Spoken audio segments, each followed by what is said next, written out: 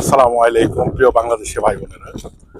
আমরা ভ্যানিস নগরীর বন্দর নগরী কুসিনা থেকে আজকে আপনাদেরকে আলোচনা করব যে যেটা বাচ্চারা যে যদি দেখা মা অথবা বাবা যদি আপনার চিতাদিনাঞ্চা পেয়ে থাকেন, যখন ডিক্রেতা আসবে, ডিক্রেতা আসার সাথে সাথে যদি আপনার বাচ্চারা আসে, তাহলে সাথে সাথে পাওয়ার সম্ভাবনা অবশ্যই 2 বছর রেসিডেন্ট হইতে হবে।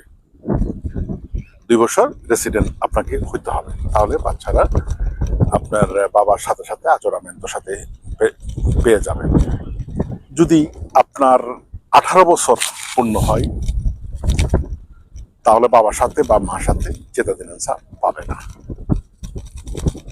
1 বছর পর বা 2 বছর পর, 18 বছর পূর্ণ হয়ে গেছে, আপনার 6 মাস পর 18 বছর পূর্ণ হয়েছে বা 1 বছর পর পূর্ণ হয়েছে, কিন্তু 2 বছর রেসিডেন্ট আছে, তাহলে সে যে বাবা অথবা মা যে চিতাদিনাঞ্চা পাইছে সেই তরফে সে অ্যাপ্লিকেশন করতে পারবে।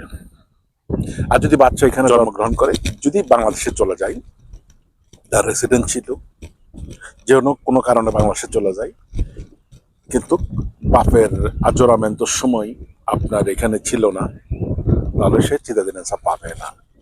যদি এর মধ্যে চলে আসে, 18 বছর যদি পূর্ণ হয়, তাহলে সরাসরি কমনে দোমানটা পেয়ে যাবে।